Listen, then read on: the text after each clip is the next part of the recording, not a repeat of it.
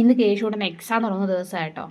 അതുകൊണ്ട് തന്നെ രാവിലെ നന്നായിട്ട് താമസിച്ച് അവൻ എഴുന്നേറ്റത്. വേഗം തന്നെ എണ്ണ വെച്ച് കൊടുക്കാൻ നേരത്ത് മോൻകുട്ടൻ പറഞ്ഞ അമ്മയെ ചെവി വേദന എടുക്കുന്നത്. പിന്നെ ചെവി കുറച്ച് മരുന്നെല്ലാം ഒഴിച്ചു കൊടുത്ത് കഴിക്കാനുള്ളത് അങ്ങ് കൊടുത്തു കേട്ടോ. അവൻ അപ്പോഴത്തേക്കും കുളിച്ചിട്ട് വന്നായിരുന്നു ഗ്യാസ് ലാഭിക്കാനായിട്ട്. വെളിയിലിട്ടാണ് ഇന്ന് അപ്പം ചുട്ടത്. ഇച്ചിരി താമസമാണെങ്കിലും ഗ്യാസ് ലാഭമാണല്ലോ എന്ന് ഓർത്തു. പിന്നെ വേഗം തന്നെ പാത്രം എല്ലാം കഴുകി വെച്ചിട്ട് അക്കച്ചിക്ക് മുടി കെട്ടി കൊടുക്കാനായിട്ട് ഇറങ്ങിയേ. അക്കയ്ക്ക് എപ്പോഴും മുടി അയച്ചിട്ടുണ്ടാണ് പോകുന്നത്. ഇന്ന് ഞാൻ വഴക്ക് പറഞ്ഞ് രണ്ട് വശം പിന്നി കെട്ടി എന്നെ ഓൾഡ് മദർ എന്നൊക്കെ വിളിച്ചിട്ടാണ് അവൾ പോകുന്നത്. പിന്നെ ചോറങ്ങ് എടുത്ത് കേട്ടോ. രസവും ചമ്മന്തിപ്പൊടിയും മാങ്ങാച്ചാറും ഉണ്ടേ. അതിൻ്റെ സന്തോഷം നമ്മുടെ കേശുവിൻ്റെ മുഖത്ത് നോക്കിയാൽ അറിയാം. മാങ്ങാച്ചാറ് ഭയങ്കര ഇഷ്ടമാണ് കേട്ടോ. അന്ന് ആ സ്പൂണ് നക്കി വഴി ചാനവിടെ നിൽപ്പുണ്ട്. പിന്നെ വേഗം തന്നെ ചോറൊക്കെ എടുത്ത് ബാഗ് വെച്ച് കൊടുത്തിട്ട് രണ്ടുപേരും ടാറ്റ പറഞ്ഞ് യാത്ര അയക്കുക കേട്ടോ. എക്സാമാണ്, അടിപൊളിയായിട്ട് എഴുതണേ എന്നൊക്കെ കേശുമോനോട് പറയുന്നുണ്ട്. നന്നായിട്ട് എഴുതാം, മലയാളം ഇന്ന് നന്നായിട്ട് എഴുതാമെന്നൊക്കെ പറഞ്ഞ് പോകുന്നുണ്ട്. പിന്നെ അക്കച്ചിയുടെ കമ്മലൊക്കെ ഒന്ന് മുറുക്കി കൊടുത്തു. അങ്ങനെ രണ്ടുപേരും ഇറങ്ങി കേട്ടോ. 8:45 ബസ് റോഡിലേ വരത്തുള്ളൂ. അങ്ങനെ അവർ പോയപ്പോഴത്തേക്ക് നമുക്ക് മീൻ കിട്ടി കേട്ടോ. തിരിയാനും കിളിമീനുമാണേ.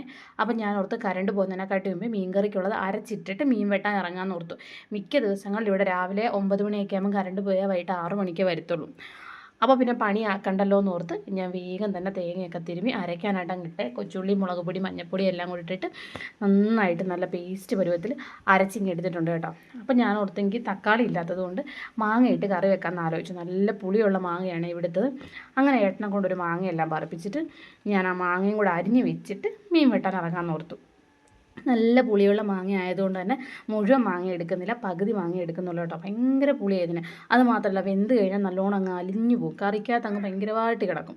അതുകൊണ്ട് ആവശ്യത്തിനുള്ള മാങ്ങ എടുത്തിട്ട് ഞാൻ പിന്നെ വേഗം തന്നെ മീൻ വെട്ടി ഇങ്ങ് എടുത്തു കേട്ടോ. പുറത്ത് നല്ല വെയിലായതുകൊണ്ട് അകത്തിരുന്നാട്ടോ ഇന്ന് മീൻ വെട്ടിയത്.